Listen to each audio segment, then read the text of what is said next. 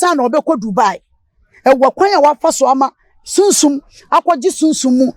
ihwe ye wadwaman honhum ho ye wadwaman honhum ho ene esan wo sika honhum ho enti so wakwaji sa suma no no odi dware no odi bi fanase no okwa wo de wo fi se wa toilet no agu nanum wo de wo se agu nanum ene kraman so ofa no wo ho de kraman enso nya kraman na ye honhum asem enti wo ba na afa no wo satam bia no minister bi obenya no obehu ne bia wo se osinipe na wonya sika kese de ma no enti sa wo ankwasa huhum no a wo beka se na ada na wo fe wo minister bia amsi wo peda MP bia amsi wo peda nti sa wotimi wura mo pa na okode a na sa wo su wudun ho kodan na bi na okwa sa no nso beba bedi ti na be nso mo de da kasa kese mu wo mo akwa akototo fia kese na ada na nka wo de wuntimi nkotobi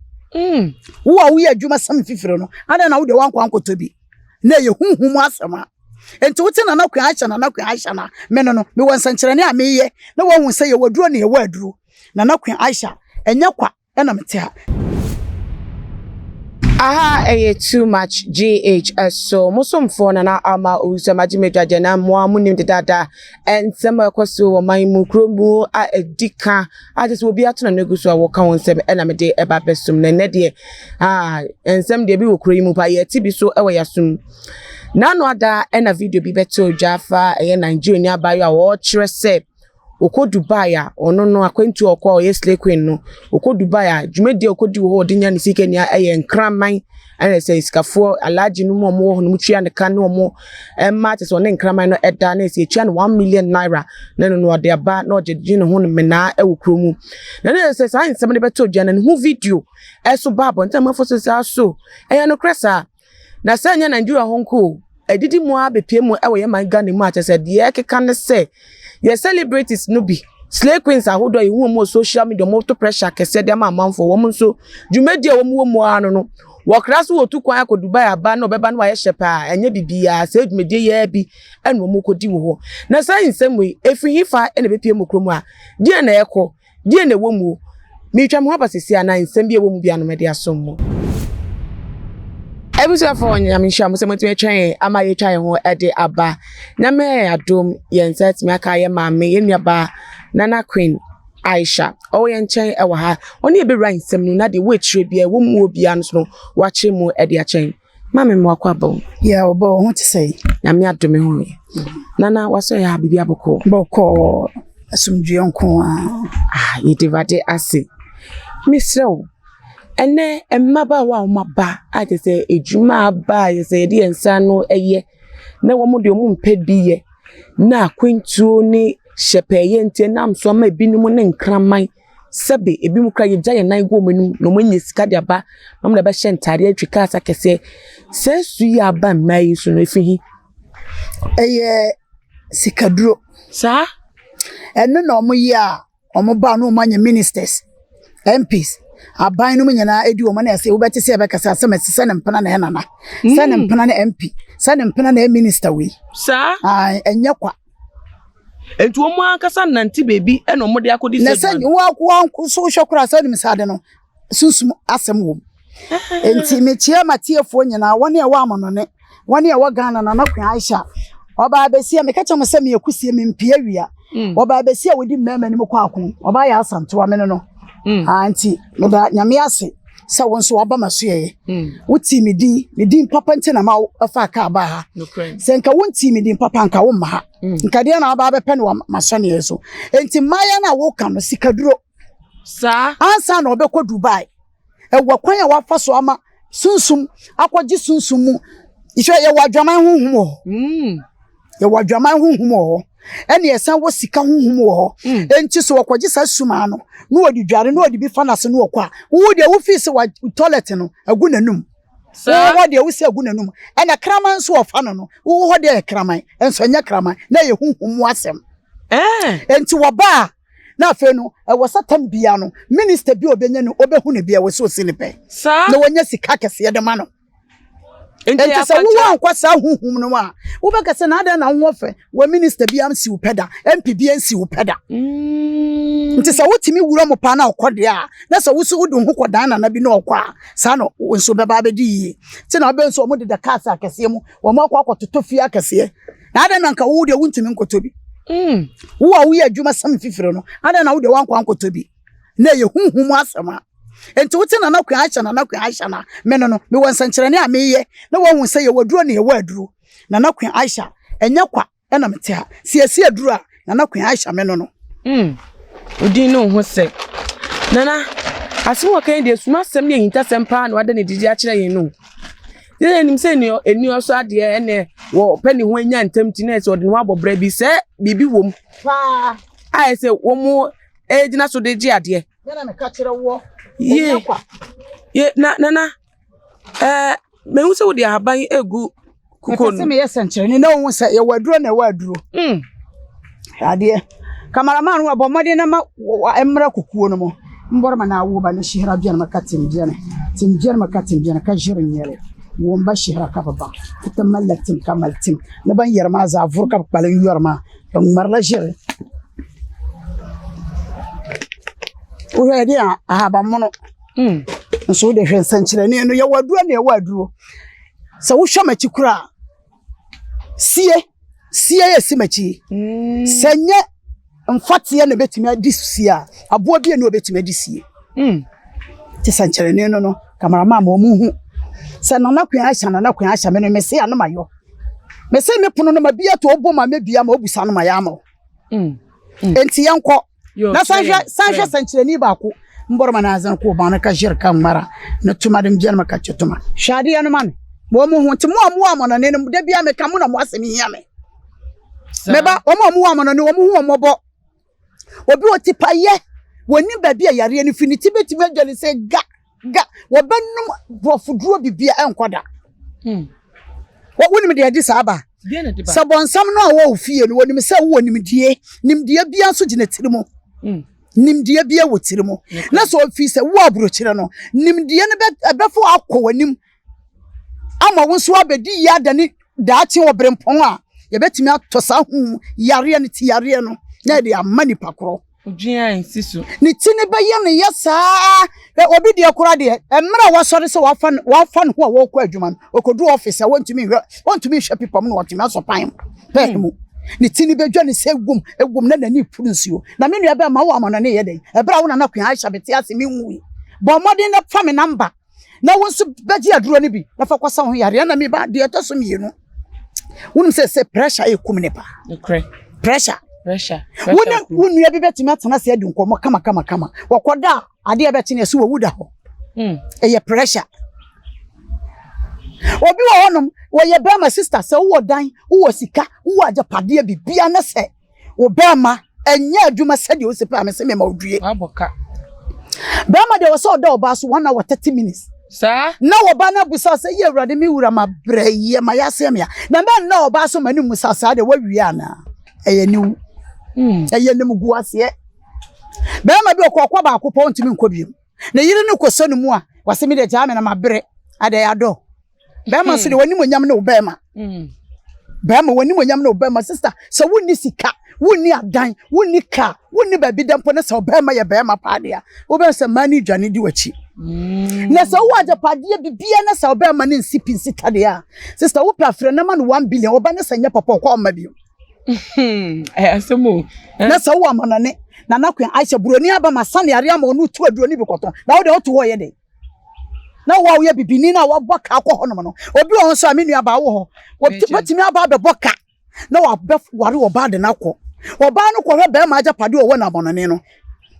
wo se me ma ya bonaba na ajapade na ayeme dia ensuro be ma bi so onya de oba no be tete ne sa wo fa me number no na fra me medjuju na ma me na nakwa Aisha medjuju na ma anasa woni ukunu na tie na se ma wo de masama si nani wo mai woni wo ma me se mensuro fra na nakwa Aisha mfa nyansa no enkwahye ho akonfo fra na nakwa Aisha me yo ba te se wo medjuju na ma wo ma me nidi na me yanyankoma no wera me kasi so wo ba ju sensi onyono no sa me na me ka kire wo we no ye krado enie enie ana say obi wo ho opese okọ aburuchire okoduru ya na wo yi ni wono ne passport no woba picture na daso yes yasesa nanim yasesa nanim afa de passport no ma na eyo onu ankasa ne de ya obi timi ko hye ne ho akomfo obi timi ko poison ho obi timi dane e de yensa nom na se ne yemu ne ma no wawu enwe ne hokura mensuro na nakwa Aisha me wo ho eno an so fa me number 055-123-2721 ena me bade etoso me ne me baba ma na ye ya da bia me ka kire mu me ni pa bebre nya adwuma me ne me baba ma ba akopɔ no wane me tia me nko school me ba ne ko school enti wo fra ye ne voice message fa ma me nkomo bia me nka sesa na nakwa Aisha na me hia no ade ente na ba ma fa ye wo ye me ya me ba enti mensuro anwe ne ho to fa number na wo fra me baba ma na be fa di etoso me enu me nua ba wo he aya na koko di enya koko di enya pa ti we mu ni aye bibiduro nko a me mfaburo ni aduro nye wa huwe me nua ba we pressure na make no e na osa pressure na osa no wo be hye ne bitters fanta emfansa emfanhye anopa tutu na wotwitwu sewe wunya ne die no na wape cap ketuo bi sei na wabɔ no mabaako anwumere kwada mabaako me so ko doctor mbebusa wo sei aduro be na wo ye ya sa pressure no osa na tu ase won se brofo duro no noma eno adwojo wo mu anansa na na ase aka ba wani de etu ase yakura okay etu ase yakura woni me se me nua mema no mu aburu kire no sister eyesa na omu nya e friends e omu nya nkwan aduane ni omu nya nkwan aduane ni ene e frɛ yare bi say e friends yi oba bi wo ho ya no okonfikira na yasi beti ma ya me yasa obi de ekura ena nan na num na aduane kura de aduane no wontumi ni me nua ba sa wa mono ne anase ga na me nshiki na nakwa Aisha me no frɛ me wo frɛ me a to aduro we bi na no ebetu ase wuchima ne beba kura wo hu se aba de obe hu se aba boko how bi ani na wo chama no ne ye de fa na nakwa Aisha me number ena we nu ye frɛ no konfa ye kunu we din bi mo ahwe no anti konfa ye kunu Arab kasa mo konfa kwa ade wo ye ne sesia na ye ho sesia na ye ho ena Arab fo frɛ no se konfa ye kunu sesia wo de ye ade ne sesia na ye at once by force me na me catch sesia na ye ena na pastors bebrebe ba me ho beje we odi kakra fa na moma so no onya transe cancer de wo wura dem ope obeka bibia obeka wo fi asama kira wo babusa na da sofo me no na timi fi ana eye we na sofo no beje firi me ho eye we a we no beje firi me ho obeje a me na me ka kira wo odi kakra fa na moma no de wo beba obeka kira obeka se no ne na da sori kete ba akoso enie me nua ba aduro wo ho won sa aduro we sister won aduro ekuta mi me hwepa obi wo ho eya no okwa akwadwo nso a wo ye bema ye fra bibi se ababa so kraman sa ababa so kraman no okwa akwadwo nso a dwonso no beba ketua bi na afeda na yase na wo munimuni sam sufina abaka kra bi no me nua be mabomodi no fa na nakwa Aisha me number na frɛ me anu na prostrate na me na me ka kire wo sa yale no wo ampen woduro na nya tiw ya fense wa sentini no ntino no nso no wa nse nipa de afiri ha adwo no osisi bema nyina joint no ewo ha enti se wo ye mistake na ba akonya tipe anu ano no ewie anu ano no wonya nipa biom ti bomade na fa na nakwa Aisha me number me nua ba me hwepa wow bema duro no wa nse de gina sa duro we no me de ponko bema fi sin na me bo ponko ba asase so ne bema nwuda sa enya da ponko be wu am yakosie na bema ponko ne bema nwuda enti sap wo bema say ya say sokura be ye kese na ye tente kama sister sonson so obi anim na nakwa Aisha me no anyway kes obi wo ho abusuom ya kese no ana o maame ya kese no ensuro sheki na wo frɛ na nakwa Aisha sa spray we me de bema wo dware wi afa kakra sra ba bia kes wa kes ukura se wonni ya oboa ebe pam sak kes ni nyina ebe pam enti se ya ma wani nkwa asofo bebre so o mu yusu sa bibi we asofo bebre eyusu ya o mu ba me ho beje asofo bebre oba na me the Bible na aka ho na me de ama no sister so ya asofo nasa na asore ma nurse one wo be hu Nana Queen Aisha na se me the Bible we ma na me the we ka ho na me the ma wa wo na ma dom no ba bebrebe no obi asori timi ya mabufa so sir na wo de wonnim ba bi adom no firi na bibi ta ya kire me nua ba eya na mukwa dwom a mo de toma bi a mo be hu bi na ma akwa akoto ye nya na saa ti e bi se mu sister ye nya na saa wo petoma oba bi ho no kama so be ma bi nse ne pe sister no ho kama no aba da si wo pe be ma bi oba bi otimi tena dom mu wo sori na bibi aguru ese wonya ne mensese nya mensese mu nya ye eye ode pua mo tena se na obeso na nakunu so afo na afo ode pua no entu nka na mere de memo mo aba no ansa no obefo no obedi hu agura ansa no afo na se wa wura pass na sa tutuo bi aboro obesa abadium ontumi ma entimi nu oba se wo sa hawo na bra Nana Queen Aisha meyo toma di amaw we e frɛ lucky mema papa ni woni e da kase papa mu no enie we wo dware wi anadwo kwada na wate kakra na wo de afa wase wo be se be yiyi ode po na kase we yi wi anu anu e ma biom na toma we gu wase we e frɛ ni ntwede be ma ne fa opɛ wate aka wo so woni kwa ba bia biom ene se wo mpɛ na wo mfa nye no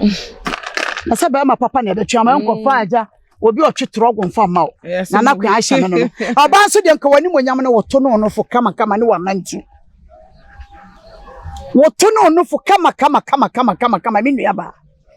e ma ne bebre o nhya dress e be ya no to be wo so na onum Nana Queen Aisha ma adure de wo pe chapan se tu e na we sunsun so bi anim nya fe na be ba 1.5 e be ba kama wa nantu nyina be ba sister wona ma no wa hu say yes wa hia Nana Queen Aisha ma adure e ti fa me number ne 055 1232721 Nana Queen Aisha me number no ana se hu wie yo aka de wo container mu wa ha se e na me be fa kire wo sister wa hu wei wei wa hu wo be busa me se e ye den wei agrada timi kodwa ba bi se wom e hu no e na mafa e bo no enie obi o rashes timi gu no ho ye se chicken pox enya chicken pox sir ye wa chicken pox and ye wo hu mu de so wo me banti we no rashes ni timi gu ni pa timi to sa rashes ni de gu no wo dware samena ni wi a alata samena tuntum ni bi wo ho na me de aka ho enu odi be dware ne kanetete sapo ni bi abe sapo no wo di dware wi a na wo mu de kakra gu nsuom na wo de awohoro no sister ni nyina bekọ betimi akosa ke betimi atu ase kura say yanim gu ase ne ato ama no obi oti wo betimi hu no na ya say ye friend say wei ade ya ye tasisi nkwalati a ye friend say oh etimi say akwalati na bebrebe say no ebitimi to nipa no nam oba na se be ma ekro na enya kro etimi si akwalati mu na aye ne ti nyama abasase etimi hihye nsuo na akwala ni dwiri no ho wei wodi pigu nsuo mu no odware a ebetu ase ebi makura biom da sanete yo Nana wei swe ena me kacho se ti paye no obi o wa ne ti se dwane se ga etimi ma obi kura pampan eba ni na nanum pon se toilet no na se wutimi nya sa aduro wi wo be hye ne bitters sister ebe tuti ya wo de wonhia bi da obi o kasa wontumi nyana ne nchen ebe ekuro ejina ne tirimo ebe tu ase yakura enti fa Nana Queen Aisha me number ne 055 123 2721 055 123 2721 enti me ba se yakatiro se adura Nana Queen Aisha me no we no one way obi ho ye betimi to e friend kire e kire na ye de ama no obi ko etimi to dwonso kurobo wanyina buru no mfie peso no odwonso sister we no mo be pe koko anopa tututu mo de kakra be gu koko mu mo mfa ase kire nka ho manonom anopa bia sister e be tu ase emma bia be se ade na eye toma obi otifia ma ba onyadu bedwompe wo hwe ase anasa brema ni monyamfo bia ba be ware ndena kɔ ne fie wo ne fie a wonyo so okoda brema no mpaso pe na wadwo so enti mesrɛ ba bia wo bia no fa Nana Queen Aisha me number ne waduro hwɛsie na da machi no yo Nana yehwɛ agye ye go ana enye dua se dua ye dua ye dua den Sadua we obi onim sadua we bia wo ba me ho beji ye bia no onim say ye duro pa ye fa ni say sadua we me ka ne da gomba mu chi mu mintimi nkere ba da gomba mu na mete ne pa okay menua sadua we ekuta mi sadua we hwani ye pa sa wo amanone a wo beka se ne de nana ko ha san di no bra bia ba wei nasa sister se nipa na se oye baifu wo fie na wo so wo ma woni ye nasa wo se won de bia wo beto haw ne amane ne abebresa de agu so a me se memfa nya dadwene ensuro nheki fana na kwa aisha me number wo me de be maw me maw wo de begu kukuo mu wo de begu kukuo mu sei fansi ogum shana ma na nsi ho shana ma na nsi ho anopotutu na wadware awie no wadware sam na awie no na wasa na wo de ahuru na munyina mempepa wo hu na wasa bia nom wo be hu se na na kwa aisha me se ameyo no mmeno no wadware sam na kura awie no saa duro we opanyi bi o wasirem ha nya wo munyina na mi saa dua we o mutimi ba me ho be busa me se saa duro we me nkyira mo ba bia ya me kopa na ba da wusu ye dunsinia wusu ye dunsinia wo fa woni na kope so wusu wadi so ye dunsini kona kope na nya me na na kwan Aisha me na me sora na juju so mbe 2:30 na me nkonko pemra we ye mpe ne Ghana saa no na we esan yare bebre sister saa no bene kutami esan yare baako wo de fa kukuo mu na hyem nsuo ma yare bia wo hu se wata se sister se wat wo no otafo kura na tifia na se wo hya duro we ase dware obedwane obetufia ho sa obetufia ho awie kete emre bi obeponani bebo woni bia na ne mo ahye no wei esa yare papa esa yare ahoduo bebre mentime mo bo yare ne di sa no bene kutami enti wo amanone anase Ghana fa na kwa ahye me number 055 123 2721 sa no bene we dua baako dum enum enua no ya wadua bi wo nwuram eya na esuo mi na etwi ne ho etwi ne ho sister say me say so watamfo so wo ma wonni ye wo ma wo nware wo ma wonya adwuma papa na so wo dware sa me num bene we ya ekwan be bia ma obi okura wo sika wo ne nsem sen kura hye na so wo dware sa num bene we me nua ba ma wo beka se wo amono na ebe da ka wo say easy post office wo ho mama me bana kwa sende won sabeka enie mo amana ne mo kura no mo asem nyame sai nua ba ekutami na yehwe samana we mi hu si wa pejai samana we ana ketwa eno se samana we enya samana we no ana me ka che ose sa wudi ka we hu a ene na asofo no be gifire me ho bible no emu am only bible enya bible fufuru bia enie madam yeah sa ku fa ekunu we osofo bia wanim na nakwa Aisha de me peje no wo ba bia nra osofo bi ka che me se na nakwa Aisha wo ya de me ya na me se ade no wie me ya na wo de ma se ma wo sa osofo bebre aba wo aba beje me so kan pese me nko ana me se da bi me ka che o se me yakusia me mpia wia me ba ma obia me no bi ntan bi enti se wo nua ne die sei na me ye ni ye ma wa nyewe ana ma kire madam fu ma kire afi kodo mo asore nso na me sa de wo die ekono mo mo so die nkon sa na tie yo samna no waka no ho asem samna we ya we ma bone di ato okay na ye hwe abe de so ni me say de ye nwo ye san de di nkwan ye de ye abe kwan di ye san yi nwo firi mu na sa abe ekutami esan epam hunhun fi we ya abe epam hunhun fi abe kanka mukura media fo na monam na mo adwuma mo ya ni wo mo ho esense sanya mo nko na mo ye enti abe we no wayi abe na wie no bo modi ne pe we bi wo de wo amano ne kura me de be me rap de agu ade mo na de abero we wo be chemu mienu wo chemu mienu no acha ahanso ba ko sai fo wo de fo no fa gu awie mo na onwo awo kura kojokoto no na woni me se wo amano ne wadwuma nko yie ma wo kopa adwuma ne apamo wo adwuma mukura na wadanfo wo de wo se wadanfo no woni adwuma ye wo ba be fa na kwa amano nso akodi yie wo bedu ono apamo wo di hu kwankwansa me apamo a wo de sakakra fa gujam na shefa ntuma kuro ho